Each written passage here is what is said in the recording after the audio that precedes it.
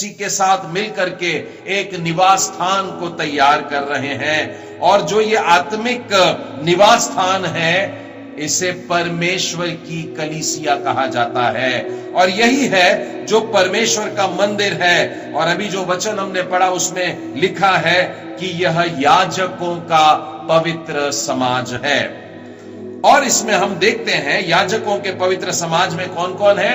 प्रत्येक जन जो विश्वास करता है प्रभु यीशु मसीह के उद्धारकर्ता होने पर, सभी जन जो परमेश्वर की संतान है, वे इस पवित्र समाज में शामिल है। और उसी तरह से सभी जो परमेश्वर की कलीसिया के अलग अलग अंग हैं, वे इस पवित्र समाज में मिलकर के एक हो जाते हैं। पहला पत्रस 2 अध्याय के 9वें वचन में आकर के देखिए, तुम एक चुना हुआ वंश हो और राजपदधारी, याजकों का समाज और पवित्र लोग और परमेश्वर की निज प्रजा हो, इसीलिए कि जिसने तुम्हें अंधकार में से अपनी अद्भुत ज्योति में बुलाया है, उसके गुण प्रकट करो। परमेश्वर ने हमको अंधकार से निकाल लिया, परमेश्वर ने हमको पाप से निकाल लिया, अब अपने उजाले में लेकर के आता है, अपनी शुद्धता में लेकर आता, अपनी पवित्रता में लेकर के आता है। और ये इसलिए है कि हम उसके याजक हो गए हैं, इसलिए है कि हम उसके गुण को प्रकट करें। अर्थात ये चुना हुआ वंश याजकों का समाज है। 5वें वचन और 9वें वचन दोनों को अगर हम एक साथ देखते हैं तो हम यह कह सकते हैं कि परमेश्वर का हर एक बच्चा, परमेश्वर की हर एक संतान जो है, वो परमेश्वर के समक्ष याजक बनकर के खड़े हैं। 5वां वचन इन याजकों को एक खास कार्य दे रहा है और वो है परमेश्वर की आराधना करना। और 9वें वचन में इन याजकों को एक दूसरा काम दे रहा है और वो है कि हम परमेश्वर की गवाही दे, उसकी साक्षी दे। अर्थात हम जो याजक हैं, हम परमेश्वर की स्तुति करते रहें और उसके सुसमाचार का ऐलान करते रहें। ये दोनों वचन में एक खास शब्द की तरफ आपका ध्यान खींचना चाहता हूं। यहां पर यूं लिखा है कि हम याजकों का पवित्र समाज है। और 9वें वचन में लिखा है कि तुम पवित्र लोग हो। इन दोनों वचनों में एक खास शब्द जो आया है वो है पवित्रता, हमारी होलीनेस। और ये पवित्रता का होना जरूरी है, चाहे हम परमेश्वर की आराधना करने वाले याजक हो या उसके सुसमाचार का ऐलान करने वाले भविष्यवक्ता हो, चाहे राजपदधारी हो, याजक हो, जो भी कार्य कर रहे हो, पवित्रता होना बहुत जरूरी है। आज इसी विषय को लेकर के हम लोग अपने दूसरे पाठ की ओर बढ़ेंगे।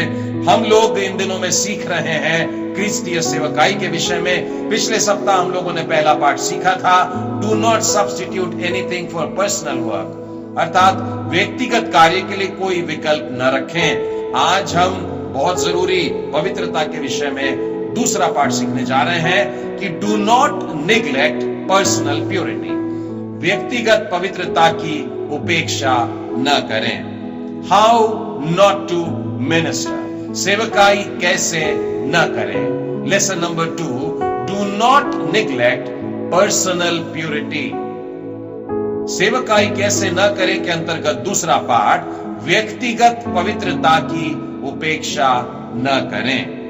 प्रियो, संभव है कि आपके पास 101 खूबियां हैं जिसके द्वारा आप परमेश्वर के कार्यों में लगे हुए हैं, सेवकाई में लगे हुए हैं, लेकिन यदि आपके पास में पवित्रता नहीं है, वो पवित्रता जो परमेश्वर को ग्रहण योग्य होती है, यदि वो नहीं है, उस बात की कमी है यदि हमारे जीवन में, तो हमारे सेवा का कोई सा भी काम परमेश्वर के सामने ग्रहण योग्य नहीं होगा।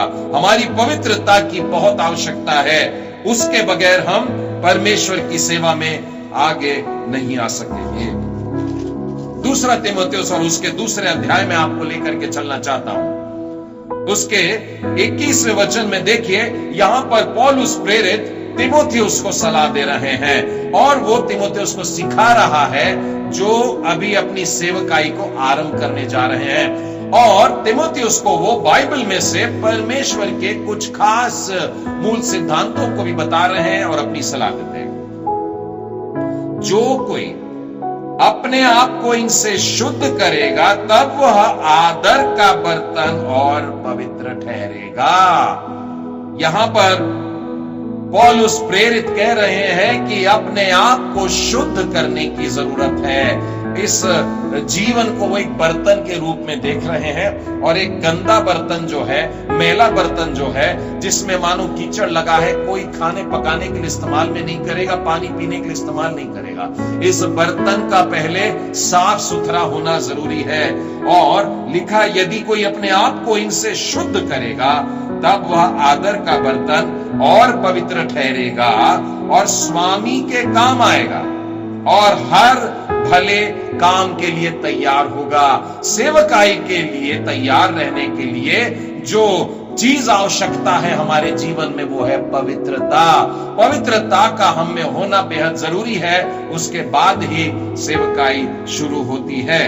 तो बाइबल में से यह मूल सच्चाई सुनाने के बाद पौलुस प्रेरित तीमुथियुस को एक सलाह भी दे रहे हैं, एक व्यक्तिगत सलाह दे रहे हैं। 22वें वचन में लिखा है, जवानी की अभिलाषाओं से भाग और जो शुद्ध मन से प्रभु का नाम लेते हैं उनके साथ धर्म और विश्वास और प्रेम और मेल मिलाप का पीछा कर। यहां पर फिर एक बार ध्यान दीजिएगा, शुद्ध मन से जो प्रभु की सेवा में लगे हैं ऐसे लोगों के साथ में संगति करने के लिए कह रहा है।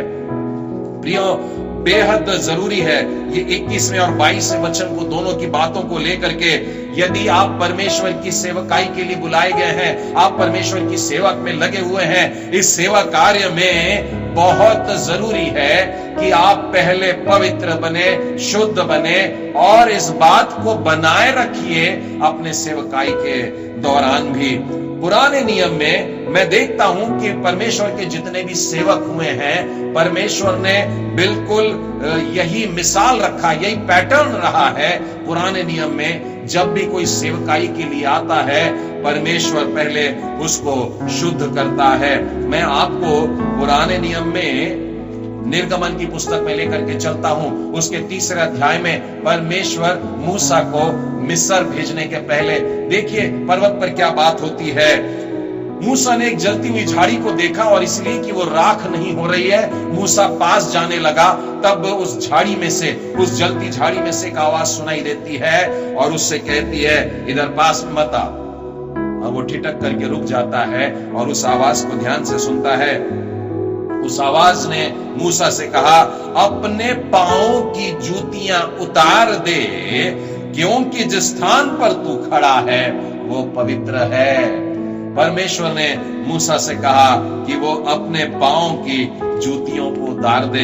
बात केवल पांव की जूतियों की नहीं थी, परंतु वास्तव में शुद्ध करने की थी, क्योंकि परमेश्वर कह रहा है पवित्र स्थान है, यहां अपवित्रता नहीं चलेगी। सेवकाई के काम से तुझको भेज रहा हूं, अब तुझको पवित्र होने की जरूरत है। और यह वाक्य कहने के बाद में परमेश्वर उसको काम बताते हैं और कहते हैं, इसलिए मैं तुझे फिरौन के पास भेजता हूं कि तू मेरी इजरायली प्रजा को मिस्र में से निकाल कर लेकर आए। पहले शुद्ध किया गया, पहले पवित्रकरण हुआ और उसके बाद में सेवकाई का काम परमेश्वर सौंपता है।